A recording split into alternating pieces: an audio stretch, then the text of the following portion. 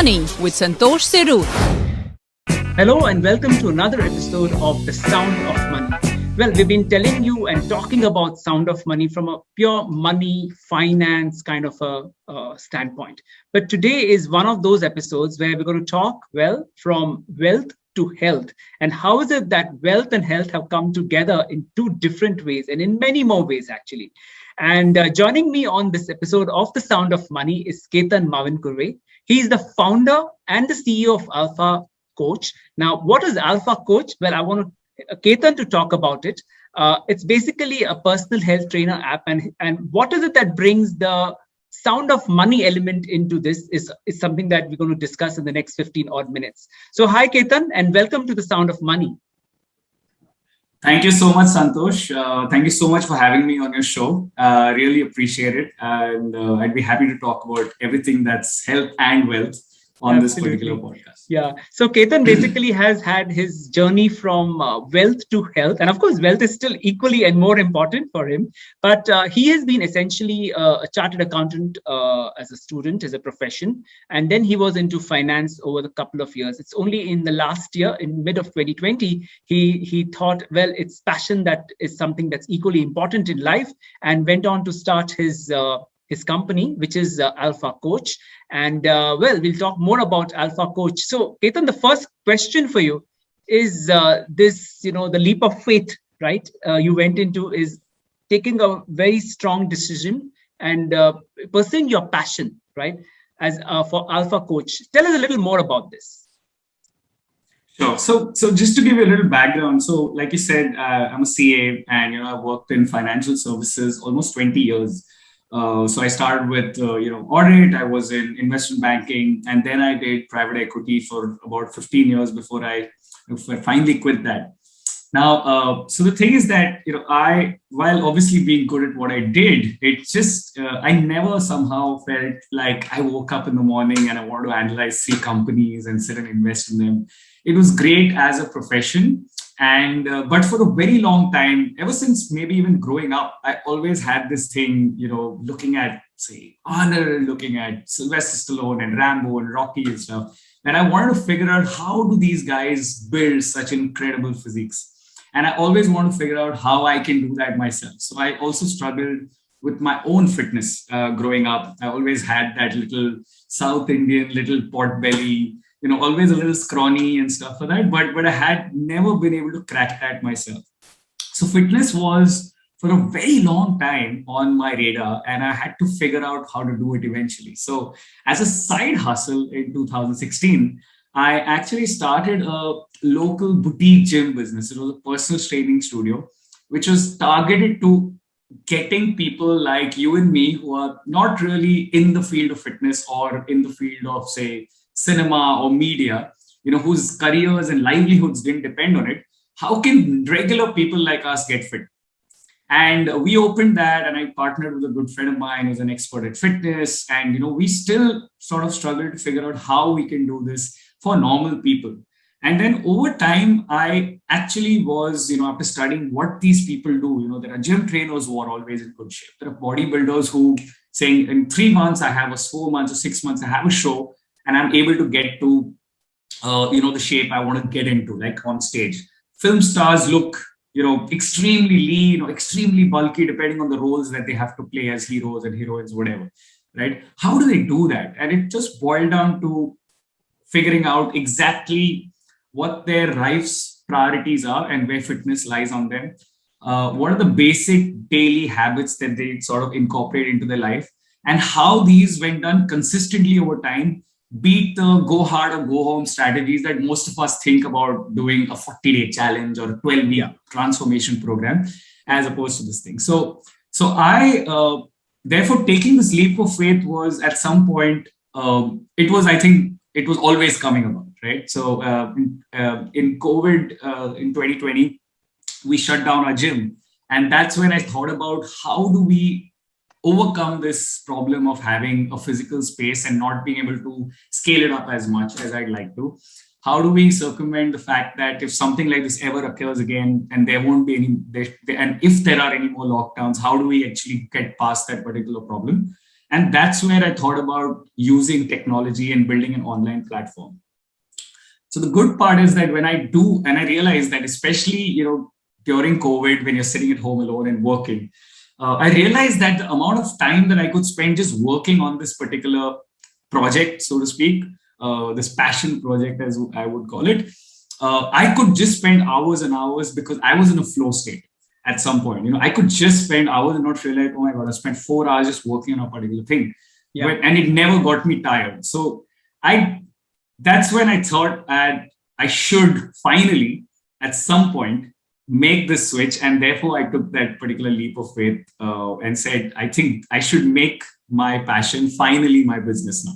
And that's how it really happened. That's interesting. In fact, Alpha Coach, right? What exactly, if you can explain our listeners who could even be your target, customer one day, what exactly does Alpha Coach as an app as we know it? What exactly does it entail, and what is the expectation?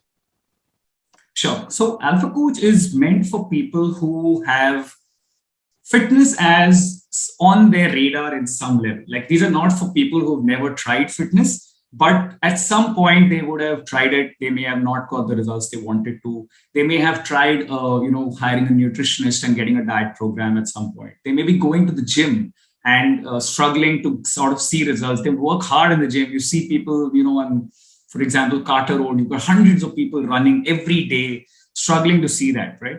What we do at Alpha Coach is try and simplify that journey by providing a coach and a mentor to say, we've been there, we've done that, we know what strategies work, we know what do not, right? So when a person signs up for Alpha Coach, they get a human coach who is assigned to them as their dedicated mentor. That person talks to them, understands where they are at in terms of their fitness currently, what are their goals, and what access, for example, what sort of gym access do they have? What sort of food do they like? Are they vegan, vegetarian, Jains, partly vegetarians, etc., etc. And Indians have a variety of food habits, right? There are partly vegetarians, there are eggetarians, there are pescatarians, and so on and so forth. And what do they intend? How critical it is for them, and rather, what is the time frame that they want to do? So with all of these things put together, we create or curate a very hyper-personalized program that's specific to that particular individual. So that's why what happens is that for that person, it becomes small changes that they make over time. And when consistently, snowballed into a proper effort, over time, over the next 4, 6, 12 months, they actually end up seeing life-changing transformations because they're not going extremely hard and then they, fall off the wagon. They're not trying, they're not eating like chicken and broccoli all the time and then seeing that, this is not life, right? So we want to incorporate good foods. We want to ensure that they have a good relationship with food and not treat pizza as bad and, a salad is good, right? Or a dessert once in a way is bad and maybe only eating sugarless treats is good, right? At the end of it, we all know what's good and bad for us, right? We know that a salad may have fewer calories than, say, I don't know, a biryani, for example. But what is needed is that we like to bring in an outside, very objective perspective to say, you know what, okay, this is good, this is wrong, or this is good, this is bad, or this is better for you and this is not going to push you towards your goal. So why don't you choose this versus that? And also when sometimes life gets in the way, for example, I had a weekend out, and if I've gone overboard on, say, my calories or I've not trained or so on and so forth, then my coach would hold me accountable to say, listen, I think we slipped up on a couple of things back there. Why don't we get back to it this week? Yeah. And humans in general find it tough to be completely objective to themselves and holding themselves accountable, right? So if Warren Buffett had his own coach for investing, and if Arnold Schwarzenegger had his own coach in fitness, I'm sure all of us need a coach as well. True. Just to ensure we get there. Absolutely. That's what we do. Okay. And that's how the name Alpha Coach also came about, which we are literally hopefully the best coaches out there who will help you get to your goals. Absolutely. So Ketan, coming to startup, right? This is your startup, which you thought of it. And I think somewhere from the 2016, that journey that went into fitness I'm sure there are the ABCs of, the learning as to what exactly you could do. So what were your challenges, and how is the startup environment you see in India? Well, so the good part is for the last couple of years, I think startups have been garnering a lot of investor interest, and therefore I think it's definitely better than what it was probably 10 years back. I think in terms of challenges, finding the right team, especially in this time, because during COVID you couldn't meet people, so I literally met with my co-founder, shook hands with him, even signed off on a shareholders agreement with him. Completely remotely. I met him probably 1 or 2 months after that.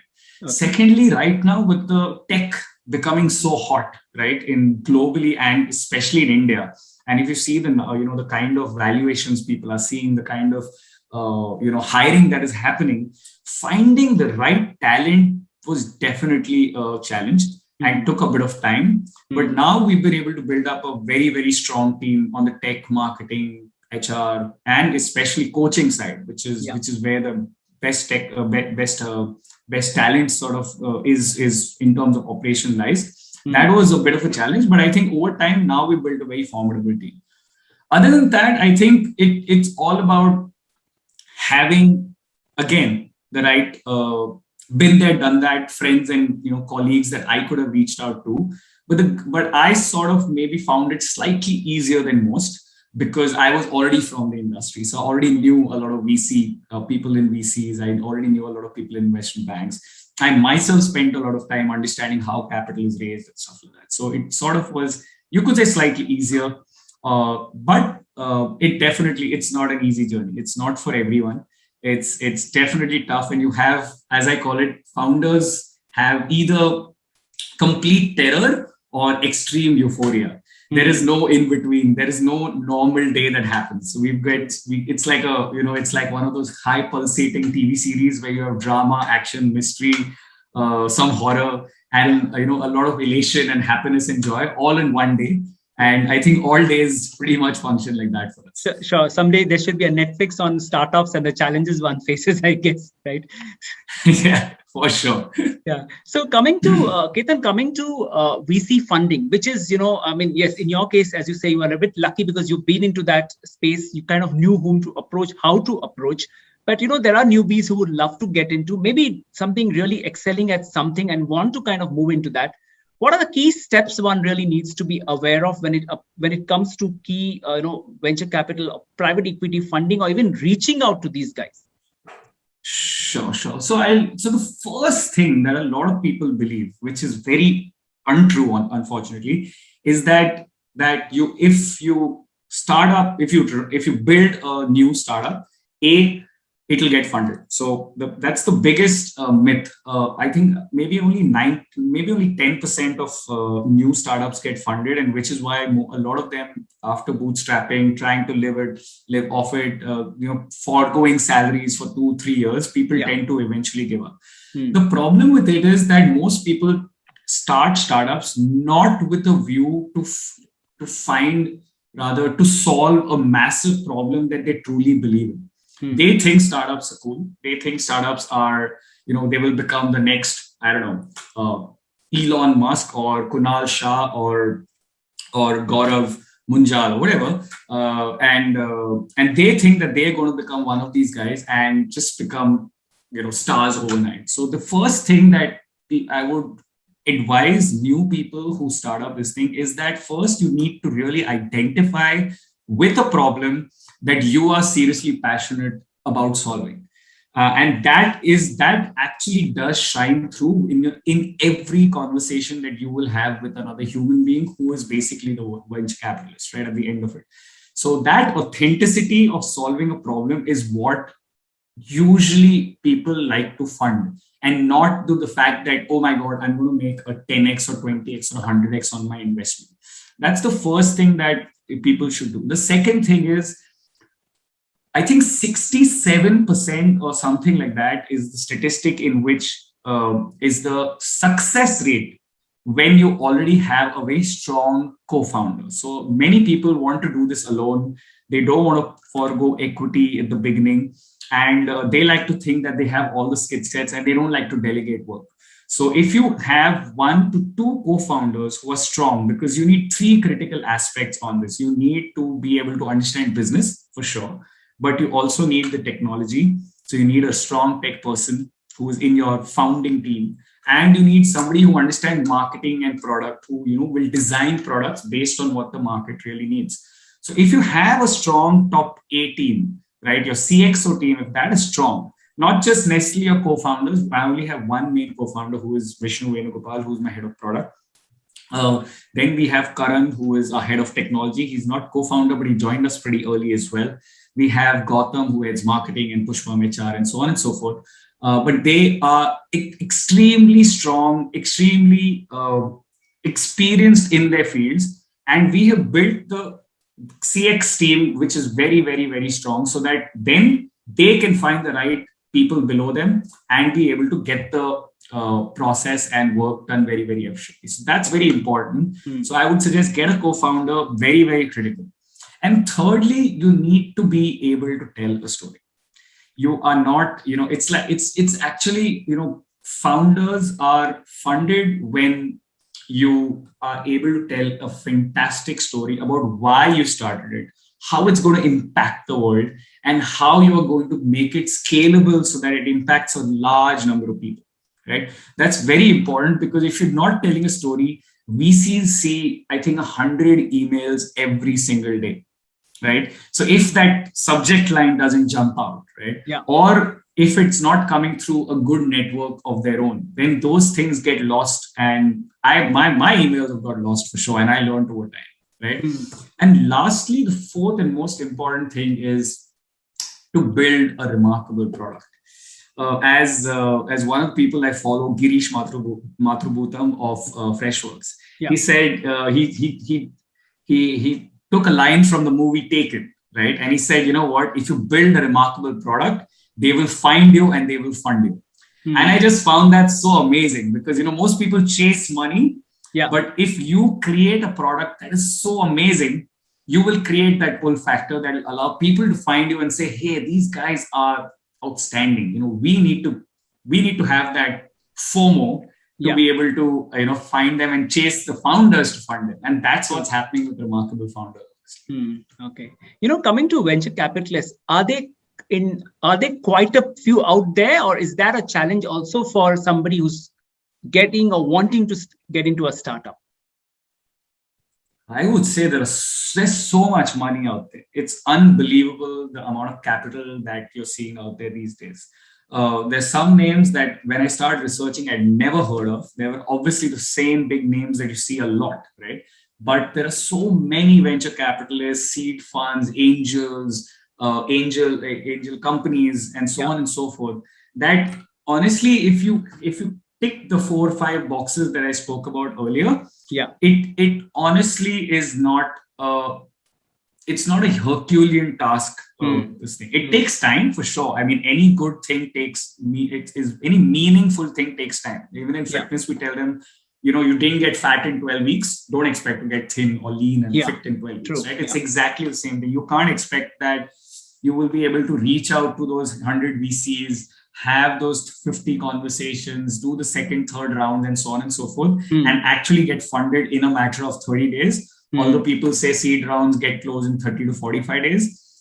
I think that's a bit of a myth. So I think everything takes time. And if you just put your head down and do the work, which is, which is required to do it, you will get that done. It's just a matter of doing the right amount of work every day. That's it. Okay. And these startups or these kind of unicorns or whatever we are now talking of, the new age buzzword, the underlying always has been tech, right? So eventually from fitness tech to agri-tech to fintech to whatever tech, right? Right. How much of a resource crunch is there in this tech, where it's going to be difficult going forward to find the right resource, the rightly skilled resource? And as we all know, end of the day, India plays a crucial role when it comes to this resourcing bit. what are the challenges generally from an industry standpoint and your experience with your previous firms? Well, so in my previous firm, we were in completely non-tech businesses. So I had actually no experience of actually hiring tech people or even dealing with technology. When I started this firm last year, I didn't know how many portions in terms of front end, back end, client side, real estate, and so on. There's so many jargons and technical terms that were there, which I actually studied up on. So I had no experience, unfortunately. But having said that, now having run this thing for a while and sort of grown this to a team of 25 people, of which about 8 or 10 people are technology. Finding the right tech people, as I mentioned in one of the challenges, is one of the biggest struggles right now. You have these large companies that are growing not just in valuations, but in terms of expanding cities, expanding countries, getting a host of new products. If you just look at something like a Swiggy, it has got so many new things just after the pandemic, right? Yeah. They have gone up in leaps and bounds like that. Zomato went and did a listing. They've grown from not just being a food delivery company. Earlier, they were just a food recommendation or restaurant rating company, to becoming food delivery, to Swiggy Super, to ordering all sorts of things within the app and so on and so forth, right? And so as Swiggy, and so as, for example, Bajaj, which is just growing and growing and acquiring more and more things.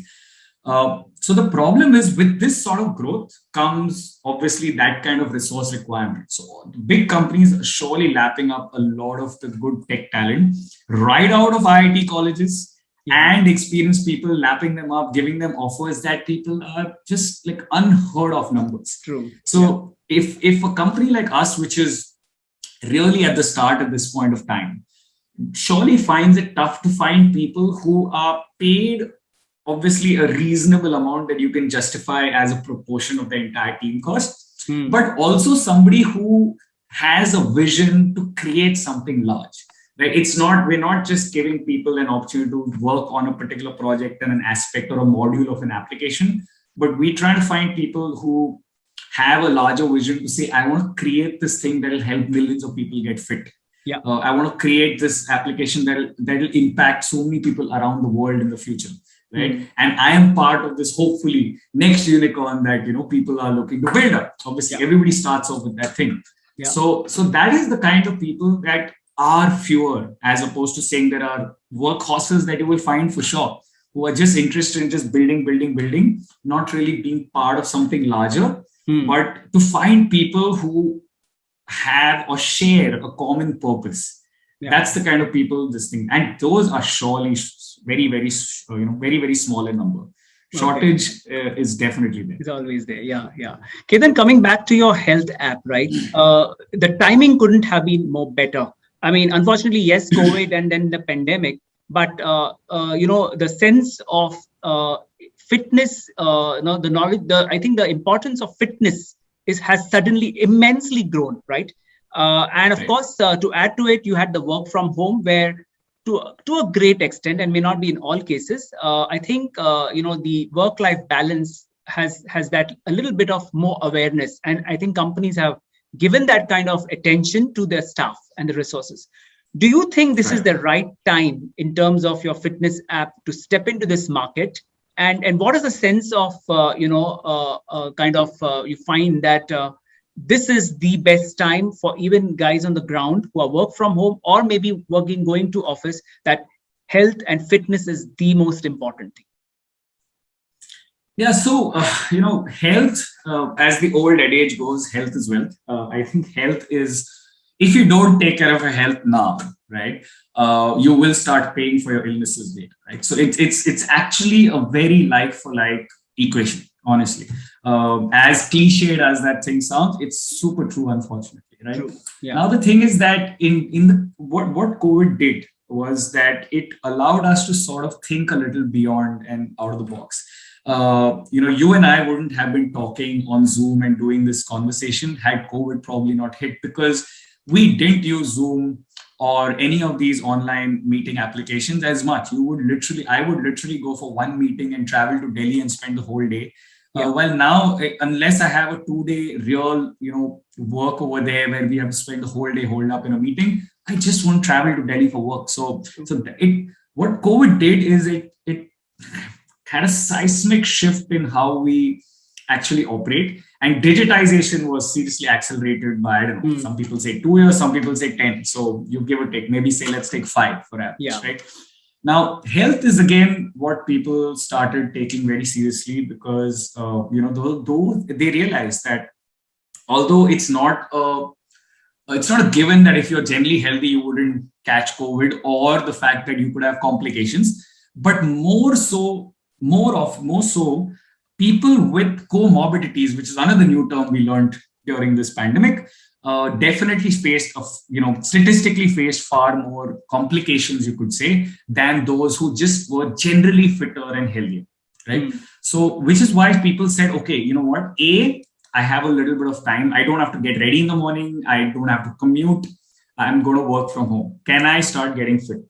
B, there are lots of people, especially ladies we've seen, who are very apprehensive about going to the gym. They don't like to wear that sort of tight gym wear, or they feel that they're not fit enough to go to a gym, and so on and so forth. And they just don't like, working out or doing these exercises when there are others around them. They're very, very, conscious about it. So home fitness, therefore, has suddenly taken a massive leap, wherein there are lots of companies that obviously started Instagram lives. They started within their apps, they were recorded videos. Personal trainers from my old gym started conducting live Zoom call videos or WhatsApp call videos over this thing. So that suddenly we realized that, it's possible that if you don't have a gym membership, you can actually do something at home. Normally, a person would think that I can either run or walk, that's my fitness, or eat 2 chapatis less, and that's my diet.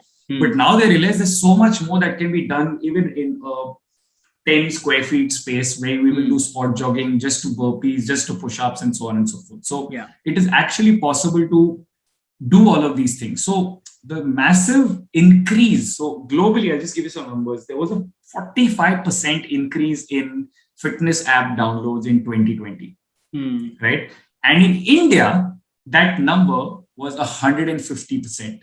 Wow. Which is massive, because obviously people weren't taking it so this thing. So seriously, that's the kind of serious, penetration that we're seeing right now, where people who hitherto never bothered about fitness, or they never really took it seriously, let's say, now have said, can I lose those 4 to 7 kgs? Can I make the little bit of effort? Can I ensure that I don't have these hypertension, or blood pressure, diabetes, at least try and get rid of these things. Can I get more sunlight? Can I have more supplements like vitamin D, B12, and so on and so forth? And just make sure that I eat better, I move a little more, and I'm a little more thoughtful about what my health is. That's it. These are not people who intend to get a 6-pack and so on and so forth, but these are people who say, let me get slightly better. Let me not find myself on the wrong foot. True. That's where we're seeing it right now, which is why I think one being the premium app, and the second one, which is a completely automated mass coaching app, which we're developing right now, that's going to play a massive role in impacting the larger audience, which is what we're speaking about. Okay. Ketan Mavinkurve, founder and CEO of the Alpha Coach. Thank you so much for joining us on The Sound of Money. Thank you so much, Santosh. It was a great pleasure. And thank you once again for having me. Absolutely. And all the very best to you and your company. And of course, we look forward to have more conversations with you in the coming months. I would be absolutely grateful for that. Thank you so much. Sure. And well, that's it for this episode of The Sound of Money. We catch once again in the coming weeks on another episode, another wonderful guest on our show on The Sound of Money. For now, from me, Santosh Sirur and Ketan Mavinkurve, thank you so much for joining in. Bye-bye.